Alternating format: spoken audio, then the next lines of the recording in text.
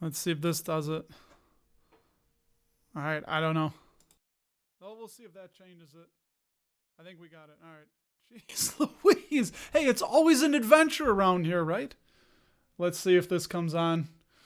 Yeah, you guys don't get to see what I'm looking at, but hey, little bits of hiccups, fits and starts.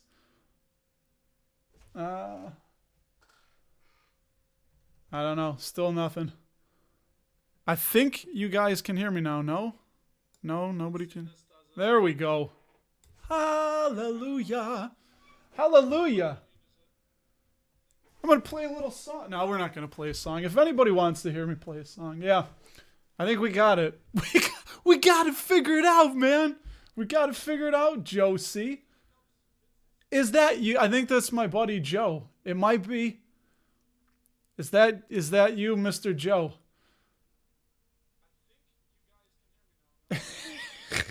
Hey, I'm having fun with this.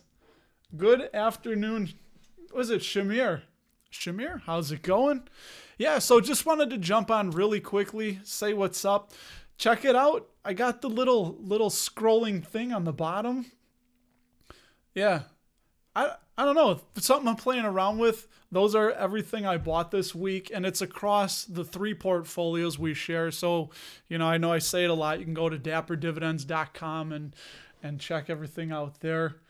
Shamir, I think you're up in Canada, right? Anyway, so what I wanted to show you really quickly, and then I'll get into chatting with all y'all, is the desktop here. Let's close this. You don't need to see that. First up, this week I bought, as you can see on the bottom, or not over there, on the bottom here, I bought the final 14 shares in the self-directed IRA for Realty Income. And I did that with this express purpose of selling covered calls. So right now you can see we are in the self-directed IRA inside of the Schwab account. And yeah, so I bought those 100 shares and I sold a March 18th, 2022 $70 call option. Now, a call option, for those of you who don't know, is, what's up, Canadian? Canada, I love it, is, you guys got the CFL up there. Anyway, losing my focus. So $70 covered call. And the reason I did this is because, check it out, I got $110. I have to pay 65 cents to Schwab for that commission. That effectively lowered the cost of that. My average on those shares is $60.99. So now we're at what, $50.89, $50.90, something, $50.90 or $59.90. Not that. Hoping to enter into PEP if there's a bit of a pullback. Yeah, man, I'm hoping for that too. I got a share cheaper, as you can see on the bottom. I got it at $167.64. Bought it on the dip on Thursday morning.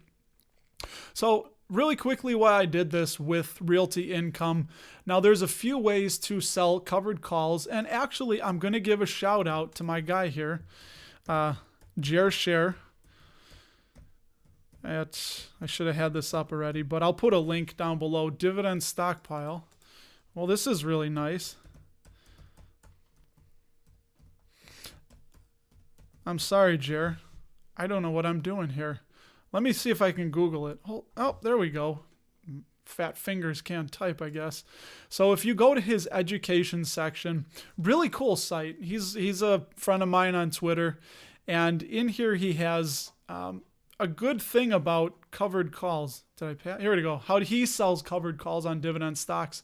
Now you can earn extra income, and I'll use his content here. Same with XOM. Yeah, buy a share, DCA into that. Absolutely, absolutely.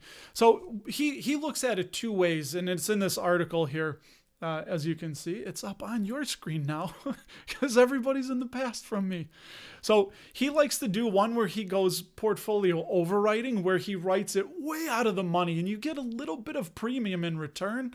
But for companies that he is much closer to the current price with his average price, he writes it for the maximum amount of premium. So with Realty Income, I'm a little bit farther away, and I took a risk here. And the reason I went with 70 is because I think that this whole thing with Russia really starts to accelerate, I think the market will be rocky for the next couple weeks. And I think it's going to struggle to stay above 70. And of course, if you look at this chart here, there's a little bit of resistance at 70 2 weeks ago. So I think it might struggle to get over 70, but as we can see, it's been a nice up from 67 high, 69. So it's making higher highs and higher lows for Realty Income. So I am confident, but if it gets called away, I'll just have to buy them back at a higher price. So that's what my thought process was with Realty Income. And I got an extra $110 just like that. And this is what I want to do with Pepsi is I want Pepsi to start generating even extra income. And I'm probably going to portfolio overwrite on those. Again, Share, awesome thing, man. Really cool website. I'm digging it. I'm working on my website. I'm joking. Oh my God. No. On dapperdividends.com. Hey, this is the beauty of live. Hey, everybody. Apparently, you're not supposed to drink with your lungs. But check this out. I'm okay. I'm here. I'm all right. We're okay. I should play a musical interlude for the time being. Yeah, so let me know what you think of this ticker. I thought about doing dividend increases on it and dividends I received, but I thought it might be fun to just have what I bought scrolling by there on the bottom. And there I am looking at myself. So I think from where I'm recording this, fun little insight here, from where I'm recording this, when I look into the little computer on my right, the laptop, that you guys are like 20 seconds in the past, I think. So anyway, that's cool. Let's go back to the desktop here and do this. So how about we do some recent dividend increases? MarketBeat. So all right, why don't we do this? So on Simply Save Dividends, if you click latest, obviously it's like $400 a year. So I'm happy to use it and share it with you guys. And what we have is they don't give them all. We'll go back to the 7th from the last video. So what is new? What's new this week was Hasbro increased their dividend by 2.9% to 70 cents a share. DuPont, 10% dividend increase. I don't invest in them. My daughter, Josie, invests in Hasbro. It's still got some water in the lungs. Not a good thing. My daughter does invest in Hasbro because, hey, it's fun. It's the whole idea, getting them into the market and invested in something. Doesn't matter what it does. If it does good, then that's experience. If it does bad, then we got a lesson. So there's no mistakes, only lessons, right? DuPont went up 33 cents. TRow, their 36th straight dividend increase. They are a dividend aristocrat, TRow price. They raised their dividend from $1.08 to $1.20. Love that Simply Save Dividends. They give scores to most companies. Now they're improving and expanding their database. Brian Bollinger, by the way, is the one who's kind of, from what I understand, the head of Simply Safe Dividends, and fantastic site, really enjoying it. But as you'll see, they don't have them all. TRow, Exelon, they actually cut their dividend 12%, but that's because they spun off Constellation Energy. Now, those of you here in the Chicagoland area know that I had used to invest in Exelon because they are the parent of ComEd, and ComEd is here in Chicago. That's who provides our electricity. And someday again, I may do that. But this is something interesting that they spun off Constellation Energy, and then it's actually a dividend increase, as they point out there, because Constellation right there pays a dividend. So when you combine the two, it was a slight increase. So that's pretty cool that they did that. 3M only grew the dividend 0.68%, which is making me a little nervous. If anybody wants to, still having problems here. If anybody wants to comment on what you think about 3M, it's weird because look at from 19 to 20 was 144 to 147, and now they've gone a penny 2 years in a row. But it's still an increase. It's better than a cut. It's better than zero. But this, it's starting to get my attention as a dividend growth investor. And I still think they're a fantastic company. I don't think they're going to be going anywhere. So let me know what you think about 3M. I don't know HCSG. It's a nursing home housekeeping. Looks like, check this out, they're increasing their dividend every single quarter. I don't know how long they'll be able to keep that up, but that's something interesting. 5.28% yield. Maybe you want to look into ticker HCSG. Actually, let me find out their name. Healthcare Services Group. See, we can't know everything. And this is why I love the community, because so many people have really good ideas, and we won't dig into them. Maybe another video, another day.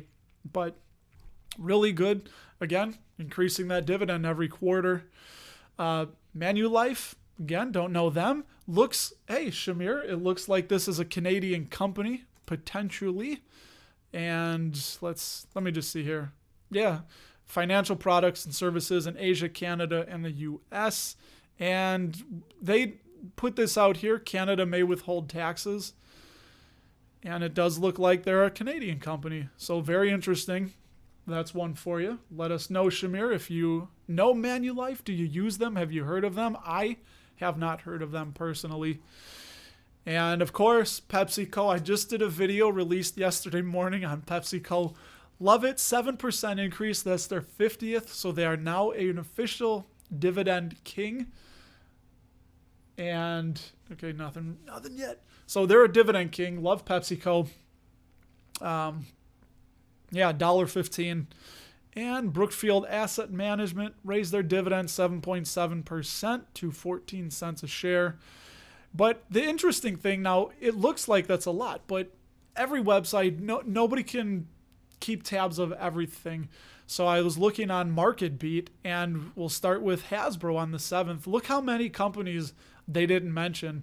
And I just wanted to show you, this is something you could do, is you could go to MarketBeat and go to their dividends tab and then increases. And you can look at the same thing here. I mean, Harley Davidson raised their dividend 5%. We'll just run through them quick. Ah, nice. Shamir, you have MFC. Very cool. Yeah, I'm not terribly familiar with them, but they're definitely on my radar now. And yeah, again, this is something you can do. You want to see some recent increases and get some ideas. Yum Brands with a big 14% increase. Interestingly enough, here's some trivia for you. Yum Brands spun off, they were a spinoff from PepsiCo, and PepsiCo has a link to them because they will be keeping their products in Pizza Hut, KFC, and Taco Bell are the three big companies. Then I think they have the Habit Burger, which is, I think, West Coast primarily.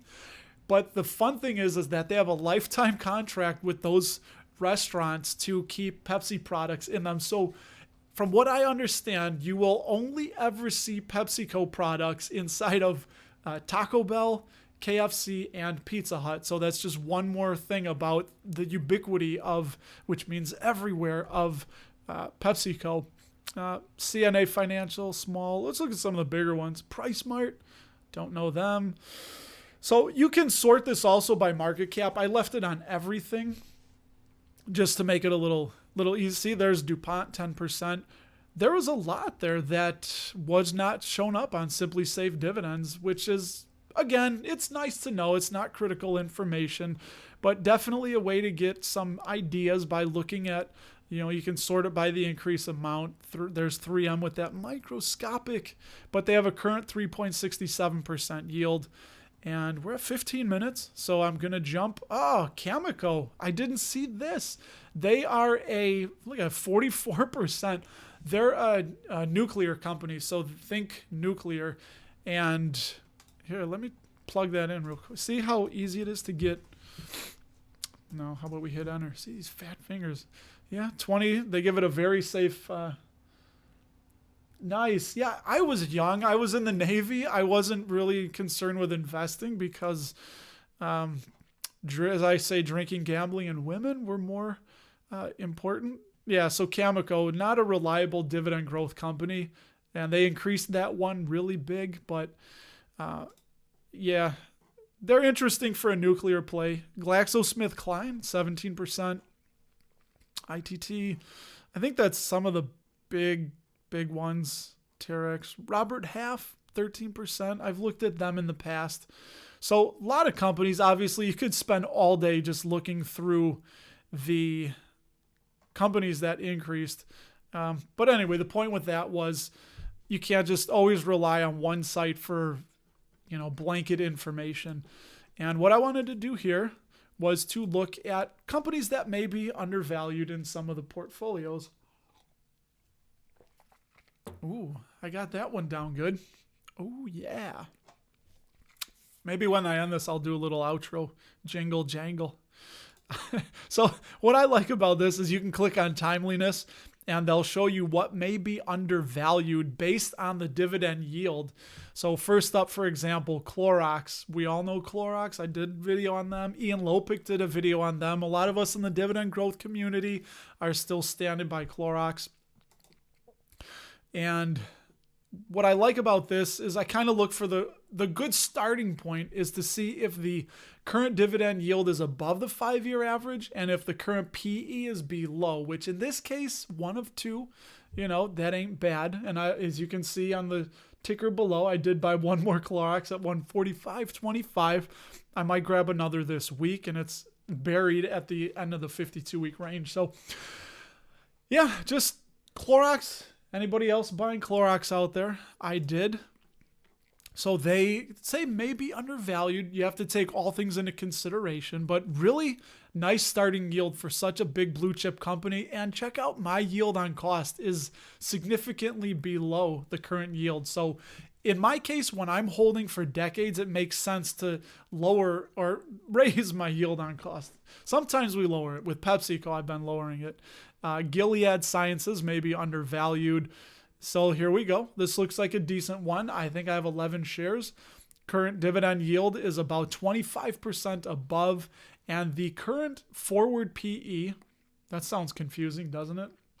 The forward PE is below the 5-year average. Gilead, like them, and look at that. They are buried at the lower end of the 52-week range, but they don't move a lot, 61 to 73. Leggett and Platt. I've been buying Leggett and Platt. That's one. We got 2 for 2. And they are, I guess, 3 for 3. So Leggett and Platt, they've been showing up on a lot of screeners. And this is why the yield is above the 5-year. The forward is below. They are just below, basically in line, but just below the consumer discretionary. And they're buried in their 52-week range at the bottom. So I think they are an attractive company to buy. They make bed springs and things that go into couch cushions and car seats. Interesting company. 3M is dividend yield 24% above, and the PE is way below. I think they could potentially fall a little bit further. Let's see if we can plug 3M in. Never mind. We ain't gonna. Here, that's what I wanted. See what 3M, what I can get from the chart. Read the tea leaves. So look at that. We are on the weekly chart. I like weekly charts because it smooths out a lot of the interweek volatility. And they are significantly down below the 200-week moving average is about $170. They're at 159. So this might actually be a good time. This is an indicator I look at. I won't over-explain it, but when the CCI, the consumer, a brain fart, the CCI indicator, when it goes down to around 300, there's almost always a spike up. It may be short-lived, but prices are going to eventually catch up. And yeah, the RSI is below 29, so it's way, way oversold. So I think 3M is actually a pretty good buy right here. And yeah, they're buried at the bottom of the 52-week range, and they are well below the industrial sector. So that's a 4 for 4 on 3M. I think 3M looks pretty enticing actually here. Intel, I bought more Intel, as we can see it going by on the bottom. Oh, you know what I just noticed? my face is, here, watch what we're going to do. My face is obscured by this little YouTube logo. So this'll be entertaining to me only. So this is what we do. Watch this. Whoop. We'll do that. And then we'll go back to that. I'll give it a second here and we'll see if I'm clear of the YouTube logo. Sorry, I entertain myself with stupid stuff like this. I hope you get a kick out of it. Where were we? Intel. So I did buy Intel.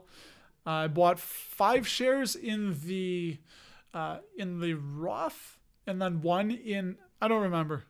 It'll be, sorry, I'm doing 2. Here we go. Watching myself move over. Anyway, so Intel, yeah, their PE, the forward is above. They're almost, 3 out of 4 on this, just this one little metric. This is not a be all end all, but it's good to look at it. Intel, I do like them. My guy, European Dividend Growth Investor, thinks that it's kind of reminiscent of when Pat Gelsinger, Pat Gelsinger is the CEO, but when, man, it's a Sunday morning brain fart. Microsoft, I forgot the man's name. Oh my God, if somebody knows, I won't look it up. No. Anyway, let me know who Microsoft's CEO is. I can't think of it right now, but when he took the helm, it really turned the company around. So he's hoping for a similar play there. Merck may be undervalued, 19%. The dividend yield, look at that, way above the 5-year average. The forward PE is just significantly below. They are way below the sector. I do like Merck. They have been growing that dividend for, 30 years of uninterrupted payments and 9 years of dividend growth. So 1 more year and they become a dividend achiever, which, might be a good spot to pick up more Merck here. Currently at $76 a share. And let's see, my cost on that is $75.30. So I'm actually still ahead just a little bit. 1.8% gain, but yeah, my yield on cost is still up. And look at that, a 99 score of very safe for Merck. So that may be something also to look at. So who do we got? 3M looks good. Merck looks good. Starbucks has been dropping. My average on that is $74.50, a nice 2.63% yield. They are in line basically with the 5-year forward PE. Dividend is just above. Yes, they're always really high, but yeah, they're 52-week range at the way very low. And I remember when they were at 126, I did not want to buy there. So Lockheed Martin. So these are reasonably valued. Let's jump over to another portfolio here. Remember portfolio, the Roth. The Roth we just started building. This is our 2nd full year in the Roth. Probably going to be some of the same usual suspects, Clorox, 3M, but Unilever. There's one Unilever. I have been buying more Unilever. They're in the middle of the 52-week range. We bought a call option, just a call that we sold, made a couple $100 on it when they had that tank into the $46, $47 a share. Yeah, so they look good. And Unilever looks good. Good buy spot. Everything else is reasonably valued. And then let's pop into one more here. How about the self-directed IRA where I bought those 100 shares of Realty Income. Got a few. Barrick Gold, they say maybe undervalued. Gold, I might get out of that if gold really starts to spike here because of Russia. And we have the Fed that's supposed to have 3 interest rates. March, I think, is the first one, and it might be a full percentage point. Some of the Fed governors are asking for. So we'll see if Shamir, nice. I've been saying below 90. I would love more Starbucks below 90. As you can see just here in the self-directed, I was buying Starbucks at 70s, in the 70s. That's solid. I'd love to do that. So Barrick Gold, I may get out of them just because the yield is 1.74%. And look, it's never been a high yield, but I do wish I would have bought them instead of the physical precious metals I bought, because at least they pay a dividend. And they have been paying it. It's choppy. Look at the chart. So it'll go up, and then that's right. So yeah, it peaked right at the time of uncertainty in 2012, and then it's just been downhill, but we're starting to ramp up again. So I guess if the annual dividends start creeping up over 50 cents a share, it might be time based on past history. They are a Canadian company. Barrick Gold, I forgot about that. ABX. Nice. I don't know ABX off the top of my head. I'll look that up. No, we'll look it up now. Let me see. It'll take a second. ABX Technologies. Oh, really? It's small. 151 million, dude. Micro cap. No dividend, right? They're just, what do they do? Commodity, software tools. There you go. There's a stock idea from Shamir. Check out ABX Technologies, $2 a share. What's your thesis for buying ABX? Why do you own ABX? While you're typing that, I will go back to a few more here. What do we got? 3M, Intel, we talked about. Store Capital. I just bought Store Capital this week. They look like they're at a good spot. This is why I started on a position, because they're at the low end of the 52-week range. Now, they don't move a lot, $30 to $36. Their current dividend yield is a little bit, 5% above. That's not a lot. The current price to AFFO ratio, because remember, we don't use earnings because they have to pay out 90% of their earnings in the form of a dividend. But the price to the adjusted funds from operation is a little bit below the 5-year average, and they're below the real estate, the REIT sector. So I think Store looks pretty good, and I like that they invest in some. I should do a video in tenants that are largely supposed to be internet resistant. So Shamir, you have the physical gold ETF as well that pays monthly. Oh. Wait, did I put it in wrong? ABX. So that's Barrick's Canadian ticker. It's only $2 a share? See, that's weird. That's where things get a little wonky, right? And then we already talked about Starbucks, I think, that, yeah, I'd like to get more. I'll go back in a second here, Shamir. Yeah, I'd like to see that yield a little bit higher, but they've definitely been coming down. And they're always so high PE because they're just such an in demand. Did I type that in wrong? I typed that in wrong, didn't I?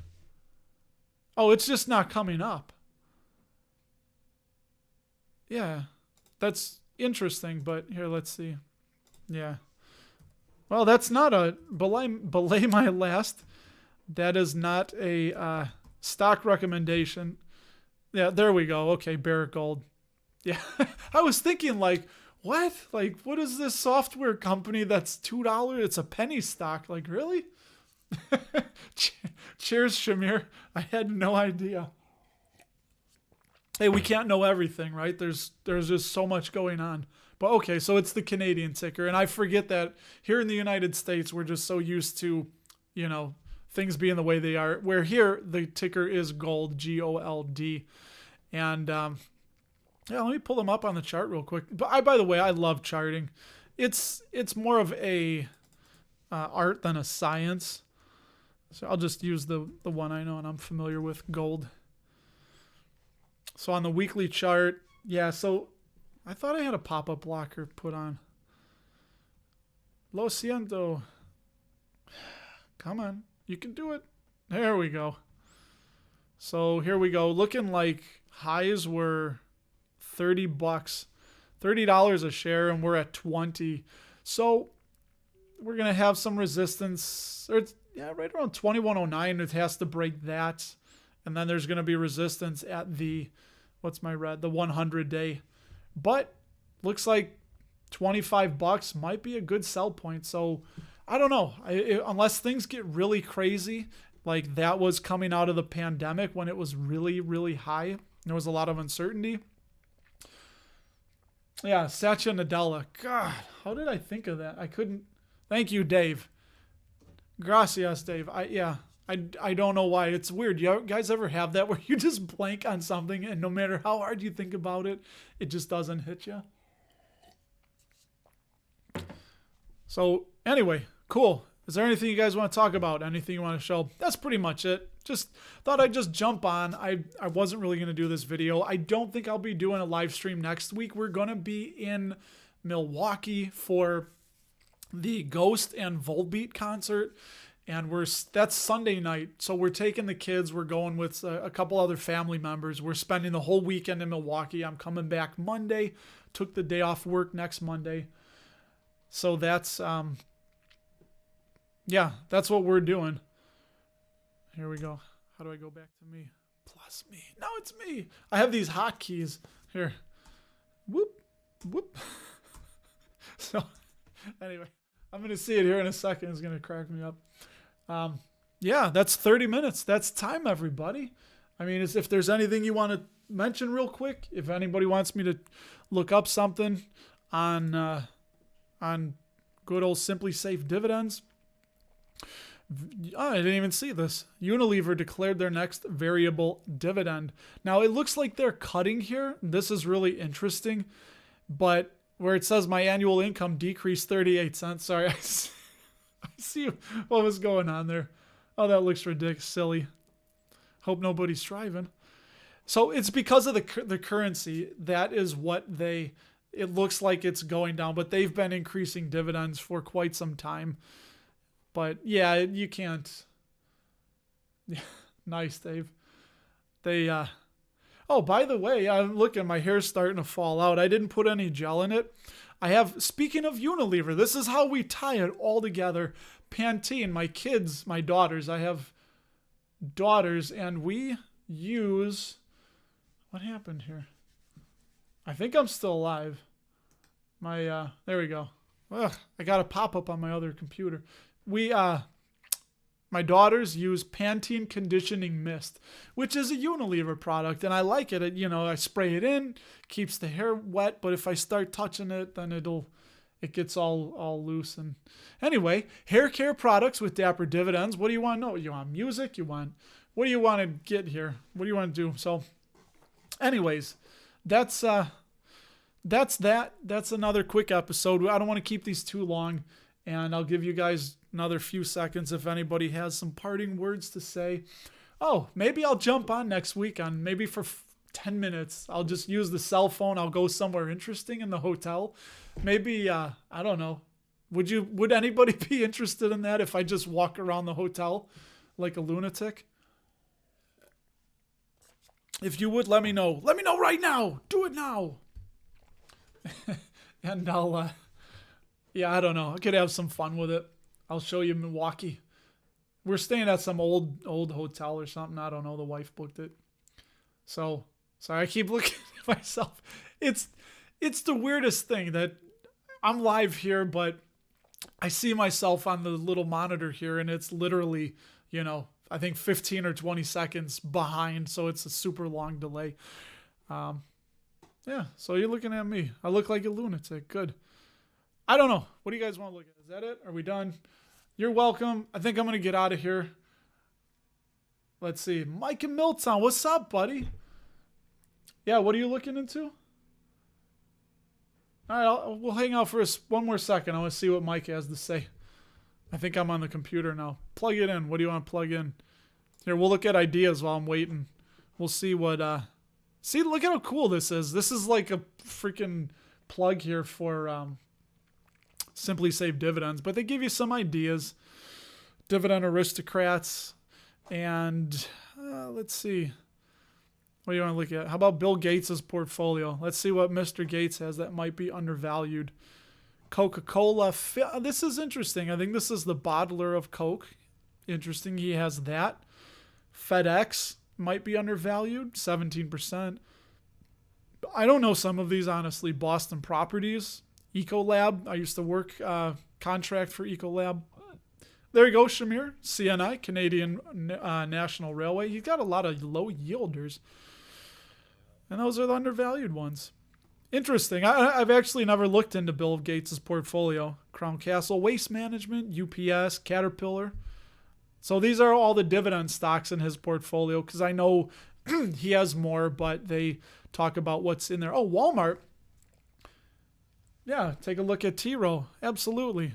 I'm just flapping the gums. Let's see. Yeah, I've never really dug deep into TRow. So they give a dividend score of 94, 3.33%. That's really good, and it's way above their average. Yeah, they're an investment manager. Let's see if they give a number. How many? Usually invest between 3 and 5 million in venture capital. So they're an investment firm, which is good. I don't see the number of assets under management.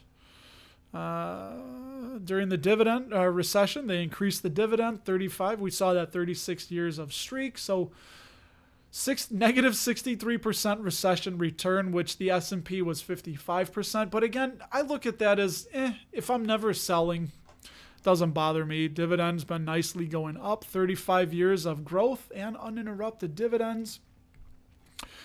They are qualified dividends, so they're good to go there. $1.20 a share. They just increased it. And yeah, that current yield of 3.33% is 28% above the 5-year average of 2.6. So you're going to get a nice starting yield. The forward PE is 11% below the 5-year average. And they are below in the sector PE, and the 52-week range is just buried at the end. This is really interesting. And I don't invest in them outright, and I always want to make that distinction because what I share here, like I love dividend growth investing, but I also have our big retirement portfolio, our IRA through my work, and I've moved that through a couple jobs and keep growing it. But the bulk of that, so I guess the bulk of my money is inside of Vanguard funds. So I'm pretty sure that I do own TRow somewhere, but I don't own them outright. And these portfolios I'm building, especially the bridge, which is now at $2,500 a year, is going to be for paying bills, just something to make life a little easier. And I was telling my wife, even if we use it to go on a vacation in the future, that's money, dude. $2,500 a year would be a really nice vacation just paid from dividends. But, we'll see what we use that for. Let's see.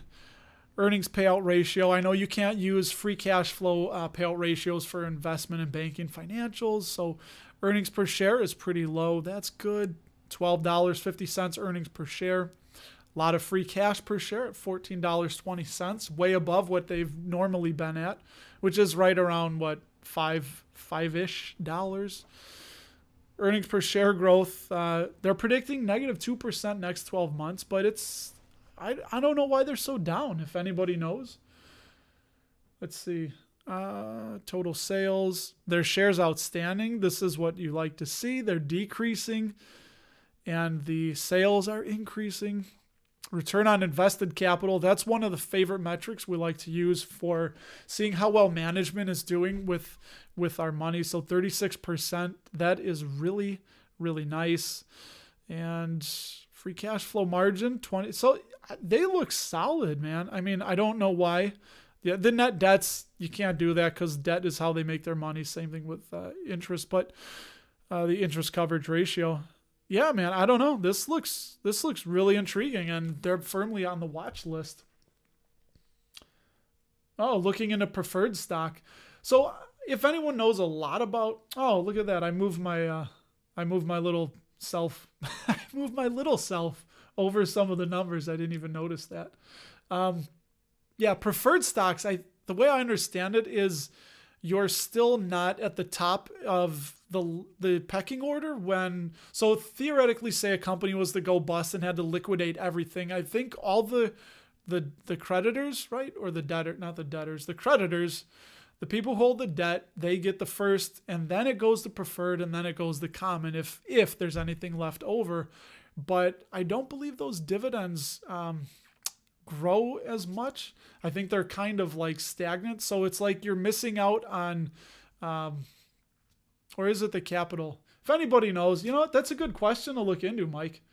I only know a little bit about it. I remember reading about preferreds, and from what I read, they were not too keen on them because it was like you miss out on, I think, capital appreciation upward, and you still don't get the benefit of even being first in the pecking order for for assets, but then you don't get the dividend growth, I think. Something like that. So anyway, something I will have to look into, put it on the list with a million things. So yeah, remember, if you want some new stuff, check out JareShare. That's my guy. He had 10 undervalued dividend growth stocks to research the week of 2/14. Really cool. He's posting a lot of stuff. He's one of the guys that's always around in the community. He's trying to share his passion like we all are. And yeah. Maybe I should play an outro. I don't know. Thoughts about emerging markets. Dave, yes, emerging markets. I'd like to get into them more. I think India, Russia, China is still an emerging market, weirdly enough. Yeah, I'd like to get more exposure. One of those Vanguard funds that we put a bunch of money into is an emerging market fund through Vanguard. I don't remember the ticker though. Actually, I can look it up real quick. So while you guys are looking at this, I don't know. Here, I'll go back to me. Let me see here. Let me pull it up for you. You guys, you can hear my voice. That's all that matters. It is... I think it is not the value. No, it's the Vanguard International Growth Fund, the VWILX. And I believe, here, if you want. So that's, let's look it up. VWILX.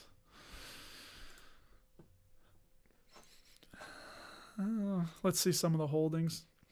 Yeah, it's the way that I'm getting my exposure to international here. And we'll look at the overview. I know they have the top 10 holdings. So here we go. Yeah, 18% of it is in emerging markets, 53% in Europe, 11% of the Pacific. Here's the 10 holdings. So ASML, Mercado Libre, Tencent, who I do have in the Roth, Moderna, Kering, Tesla, of course. So there you go. I'm still more exposure to Tesla, Taiwan Semi, Spotify, and Illumina. Can't say that. Very interesting. Yeah, so that's one of the places that I have a lot of our money is the Vanguard International Growth Fund. And that's, but again, I like to play that game is I like to, where's their holdings? Here, distributions. So the distributions on that are, so $1.50 dividend, which was in December. It looks like they do a bunch. I don't know why they do that. Oh, the long-term capital gain, the short-term capital gain, and then just the regular dividend. So that's right. The funds have to pay the gains out as a dividend. And yeah, that's something I should be more versed on. Let's see. Would I buy something in EM? Yeah, I would. I know, though, emerging markets, there's not too many stable companies that are just big and have a huge amount of cash flow. But I guess we could also look at companies that are expanding into emerging markets. And I know that PepsiCo is one of them. Like, just as I did some research, I saw that Rockstar is, let me go full screen here. I can talk at you guys as we go out. Let's see. I think this is me now. Yeah, we're going to shut off the desktop. So I know that, what was I saying? Tesla, wow. Yeah, strange. Yeah. Hey, that's what I'm saying is that even though I don't own Tesla outright, I'm at least exposed to it, which again is one of the kind of cool things. Now I know I have to put my money into some of these funds. There's a big list where we keep our IRA, and a lot of people, they don't know. They just put their money into whatever the advisor says to, but I, of course, targeted it because it's the way I do it. I wanted it all in equity. I don't want it in bonds. So I think I have 5 different funds through there. Emerging markets for the dividend. So PepsiCo with Rockstar. So Rockstar is one of their newer acquisitions, and they are going to be expanding that into 17 markets in 2022, where it was only at 10 markets in 2021. And I don't know the markets, but I guess if you can't find anything outright, I don't know. I'd probably start with Google, search emerging market dividends. I don't know any off the top of my head. And let me actually, as I'm talking to you, see it real quick without pulling it up.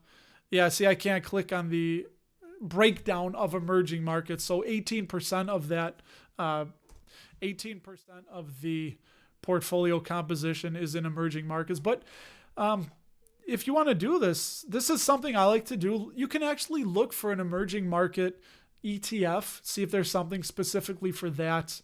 And here, click on portfolio holdings, and this will show. So we're just on the stock tab, right?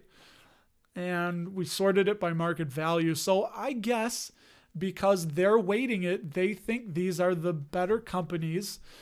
And I know that Taiwan Semiconductor pays a dividend. So TSM, this is something you can do for ideas. Go inside these ETFs, see what they've weighted it at. Now, yeah, so I was just saying, because there's also then, I don't know off the top of the head if this is a even or if it's a market cap weighted. So one of the problems with market cap weighted is when a company gets bigger and bigger, more dollars just flow into that company. Like the 8 companies or so make up the bulk of the S&P 500 ETFs. But that's bad too, because then when there's sell-offs, they really start dropping hard, because then that's so much more money coming out of those specific stocks. And this is what I would say to do, is just go into the funds and see what their holdings are and roll down the list and see what's in there. So TSM, watch this. So we'll go here. I don't remember what the dividend is, but I'm pretty sure they pay a dividend. Taiwan Semiconductor, which I guess that would be an emerging market. So we're working through it together. Growing the dividend very fast, 13% the last 10 years, the compound 10-year growth rate. And see, they're going to show 0 years of growth, but that's probably because of the foreign exchange. So their foreign dividend, it's a foreign dividend, but you can see it's been growing. So that's probably one of them if you wanted exposure. And the valuation is not very good. The dividend yield is 44% below the 5-year average, and the forward PE is above. They are over in the sector, and they're kind of in the middle, but there's one for you. So I don't know. iShares EEM. Yeah, honestly, I've never looked into it. So, well, that's the last thing we'll do. We'll Google that and see what their top holdings are, because now I'm curious. See, I could just do this all day with you guys. EEM, just EEM ETF. See what we got. That's going to be an ad for it. Oh, where is it? That's BlackRock, right? iShares is BlackRock. Let's see while we pull this up here. My phone is blowing up, my wife. Yeesh. All right, where is it? Performance, her holdings. Oh, very interesting. So the top holding is Taiwan Semiconductor, Tencent, Samsung, Alibaba. Yeah, that's very interesting. So there you go, TSM, JD. And I'd have to look through. Oh, Vale. I know Vale is a really high dividend yield. They're down in, Brazil, I think? Come on.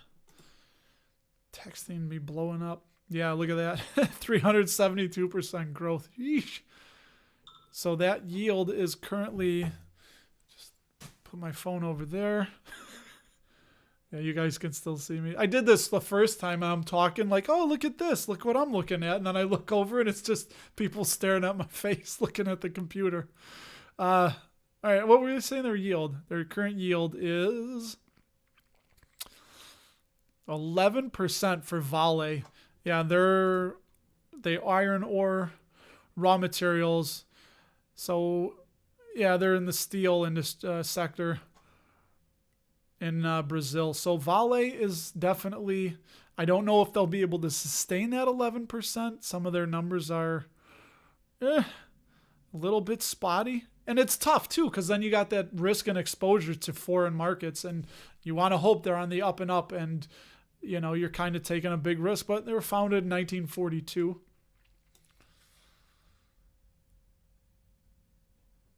Yeah, that's where I got it from with the Who's that? Arch. Yeah, I listen to the earnings call, so that's where I got that's part of my research, right? I read whatever I can. I listen to the earnings call, and I do like Hugh Johnston. I used him in the last video. So on the video I put up yesterday morning, I used him. But anyway, we're way over limit. So I appreciate you guys. I don't want to keep you all hanging on I don't know. I could just do this all day, just sit here and look stuff up that we talk about. So next weekend, I don't know. Maybe I'll just jump on for 5 or 10 minutes to do a live thing I'll walk around the hotel or something. I don't know. Sit at a table. We'll see. We'll see before I go to the concert. And yeah, I appreciate you guys. Let me get it right on me. That one. I plus it. Should I play an outro? Here. Let's see. I'll just play a little outro. I was going to write a Dapper Dividends jingle. I was going to go something like... and then it was going to end. Dapper Dividends. So we'll put some lyrics to that, maybe. Maybe. Don't fall down, Mr. Guitar. Anyway, so I like you guys. I was going to say I love you guys, and then my brain said, that's too strong. Don't tell people you don't know you love them. You get to see this guy playing the guitar. Anyway, Marcus, thank you. So, all right, Dave said if you're looking for high dividend yield, go with Ishar's DVYE. Could be a trash. Yeah, cool. All right, guys, I'm going to get out of here. If not, I'll just talk all day. We got the Super Bowl tonight. I think I'm pulling for the Bengals just because I saw the Rams, the greatest show on turf, win it when I was a younger person, and the Bengals have never won it. So, yeah, I'll see you guys. We're going to